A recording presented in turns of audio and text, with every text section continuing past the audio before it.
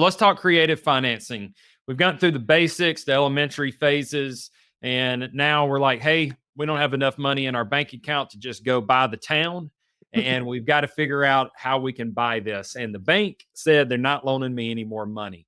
So there has been an option that many investors in the real estate space try to use, and it's called a subject to purchase agreement. And pretty much that's where, hey, I'm going to come in and purchase your property, your real estate. You've got a mortgage on it with the bank, and we're not going to tell the bank about it. And the bank is you're going to keep your mortgage intact, but I'm going to make your mortgage payment. I'm purchasing your property, but you're not going to get out of your mortgage. I'm just going to make the payment for you. Mhm. So, what kind of documentation do you suggest goes along with that type of Well, first transaction? of all, what I would suggest is that is not to be undertaken by someone who doesn't, on both sides, buyer and seller, fully understand the potential pitfalls. First of which, and probably not the least important, is most lenders on those mortgages that the original owner has are they're going to have language in it that specifically says this can't be assigned or taken over without our express, you know, consent, and all of those dragnet clauses that basically says we can call the note for any reason, yada, yada, yada. All that to say, if and when the bank does updated title work or for whatever reason, through whatever method, discovers that there's been a transfer, even if they're being paid regularly, they could potentially call the whole note then. And so when I see that come up, and usually the people that I do see do that are very savvy and everybody's completely above board and understands, because you're right, on the HUD, the settlement statement, it's going to break down that it's being taken subject to the mortgage. There's going to be terminology typically in the conveyance and the warranty deed that, or actually it's going to be a quitclaim deed, because you can't, a warranty deed is actually saying, I'm promising you that I'm giving you good title today. And technically that seller can't do that because the seller knows and is expressly saying in this conveyance deed, I know I've got a mortgage and it's got to be paid before you have complete ownership in the property. Your ownership is subject to that mortgage. So typically, if there's a conveyance deed in that situation, you're talking about a quit claim deed, which a quit claim deed, and it's quit. Q-U-I-T, Not quick. Q-U-I-T, and maybe that's just a legal thing that drives me kind of crazy. But everybody, I mean, even realtors want to call it a quick with a K, and no, it's not quick. It's quit. Now, I don't know why, and I guess but that I think that's what it is. A quit claim deed, though, basically is I'm conveying whatever interest I have in the property, if any.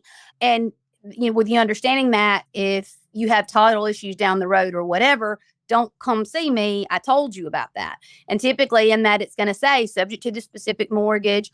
And then with the understanding that the lender could potentially find out about it and call the loan tomorrow. Mm-hmm. Practically, does that happen? No, usually it's when the note comes due in 2 years. The way that I've seen investors plan on doing that is they time it out. They know when that it's going to have to be re-upped, and they have it all timed out so that they can full pay and have it full paid by the time the bank's going to be doing their title work to see if the conveyance has happened anyway. But still, I mean, that's just something to be aware of. If you decide to do that, the person that's selling is going to typically take back a second deed of trust for whatever money is owed, if they're owed money in addition to paying off the mortgage.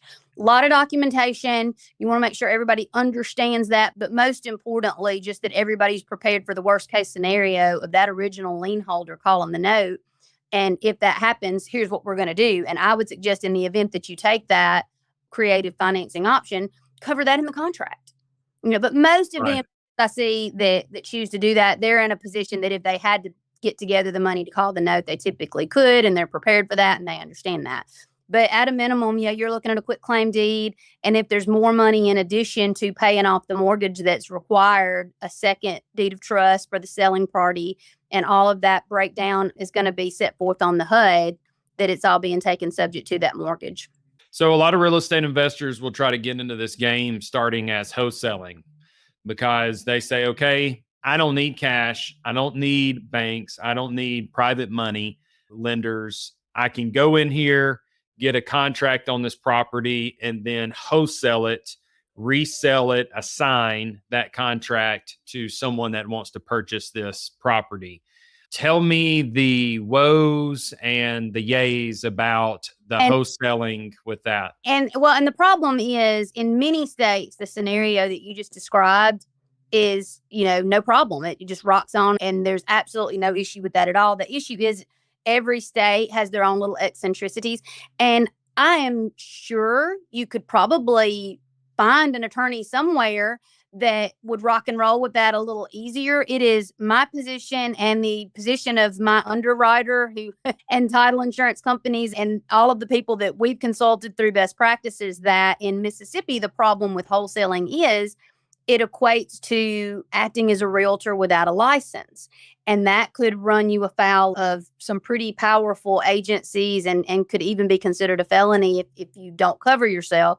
And so now, obviously, one way around that would be to get your realtor's license, right? And then you're golden. Then you're in a Right. position, as long as you disclose everything and follow appropriate realtor ethical rules, then there's no issue with you also maybe getting that commission and doing it in that way, as long as it's all properly disclosed. But my position is, I think one reason why that added protection is in Mississippi that you need to be a realtor to get commission on a property that you don't actually own, and the position that the contract itself isn't an ownership interest. And I think that's the distinction between the states.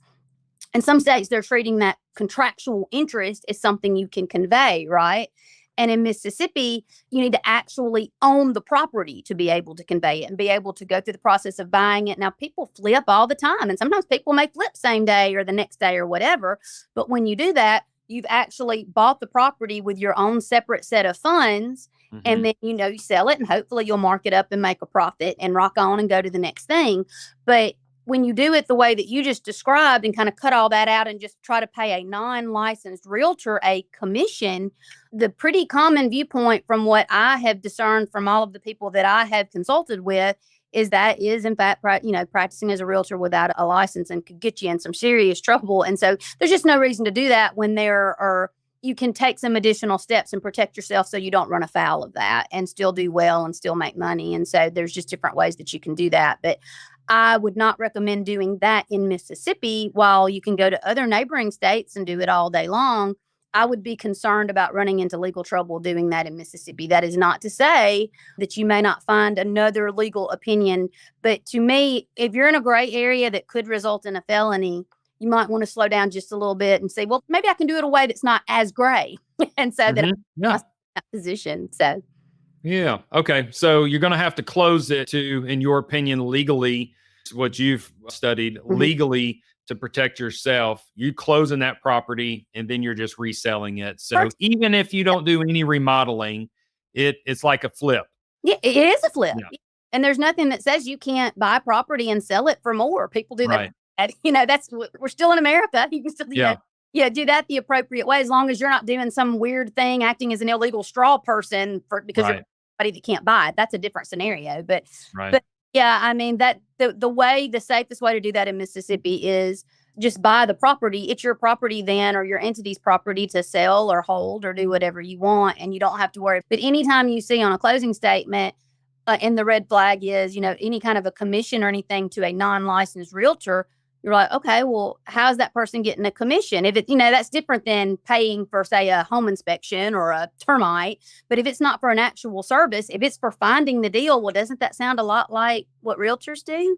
Right. And so that's the deal. And I really think, and I've considered it, and I don't know the thought process behind it. I think maybe one of the reasons is realtors, they do have, ethical and licensing guidelines they have to adhere to, or they can lose their license, when maybe somebody off the street that doesn't have to answer to a licensing authority, maybe not so much. And so, it's just an additional, my opinion is it's an additional way to try to protect the public, maybe from unsafe, dishonest practices. I haven't asked anybody, beyond the experts that I've referenced, what they believe the law is, the thought behind it, who knows?